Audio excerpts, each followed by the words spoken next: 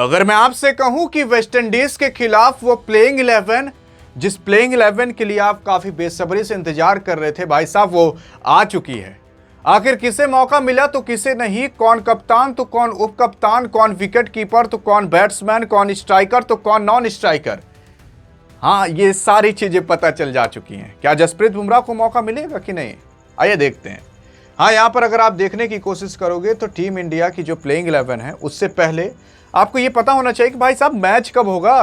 Playing 11 जान गए, match जान ही रहे, कब आएगा कैसे आएगा ये जान ही नहीं रहे।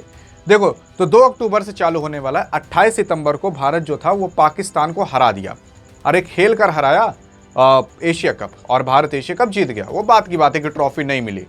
फिर उसके बाद 2 अक्टूबर से, यानी कि सितंबर के बाद अक्टूबर आता है, यानी कि 4 दिन बाद जब गांधी जी का बर्थडे आएगा तो वहां से भारत टेस्ट का मुकाबला खेलेगा वेस्टइंडीज के साथ। वेस्टइंडीज भारत आएगी, 9 बजे से मुकाबला चालू होगा। पहला मैच अहमदाबाद के नरेंद्र मोदी स्टेडियम में होगा।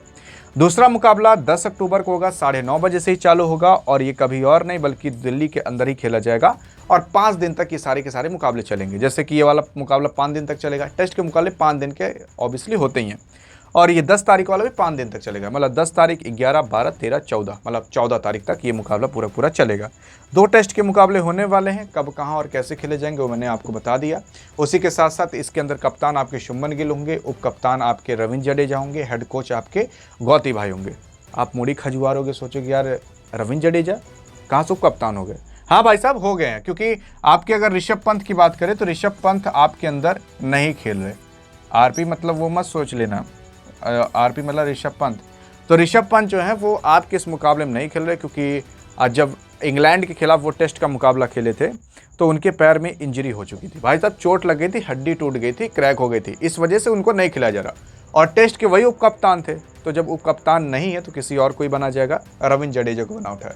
आइए देखते हैं कि एक करके बात करते हैं आखिरकार किसे कहाँ पर क्यों रखा गया, स्ट्राइकर, नॉन स्ट्राइकर, और कौन कैसे खेलेगा।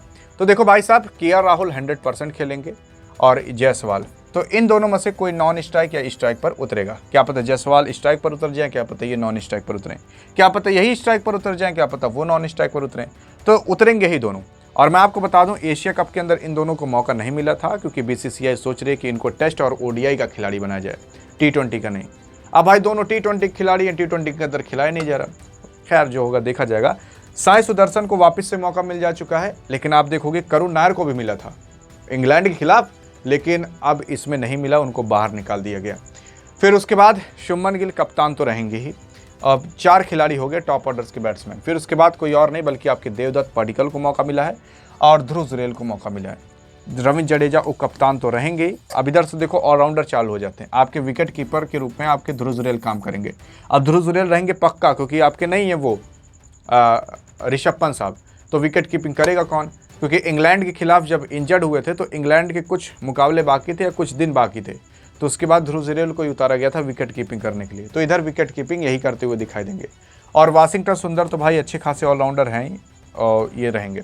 जसप्रीत बुमराह को मौका मिल सकता है, जी हाँ मिल सकता है, लेकिन मैं आपको कहूँ कि एक ही मुकाबले में क्या पता मौका दिया जाए, क्योंकि और भी खिलाड़ी हैं। अगर भारत पहला मुकाबला जीत गया तो दूसरे मुकाबले के अंदर क्या पता इनको मौका ना दिया जाए, किसी और को दिया जा सकता है।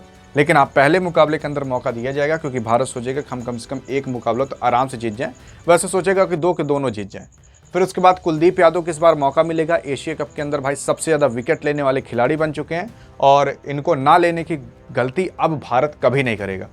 फिर उसके बाद आपके मोहम्मद सिराज साहब रहेंगे, जो कि एज अ फास्ट बॉलर के रूप में, Kuldeep Yadav as a spinner के रूप में काम करेंगे, जसप्रीत बुमराह भी एज अ फास्ट बॉलर के रूप में काम करेंगे। तो ये टोटल 11 खिलाड़ी हैं जो कि आपको इस बार खेलते हुए दिखाई देंगे। हाँ, ये पूरी एकदम कन्फर्म नहीं है भाई साहब, 90% कन्फर्म है, 90% यही टीम रहेगी। कुछ परसेंट चेंज हो सकता है, लेकिन मुझे तो नहीं लगता कुछ चेंज होगा। आपके हिसाब से क्या लगता है, क्या कोई चेंज करने लायक है कि नहीं, बताइएगा जरूर। अधिक जानकारी चाहिए तो इस वीडियो में मिलते हैं, तब तक के लिए जय हिंद और जय भारत।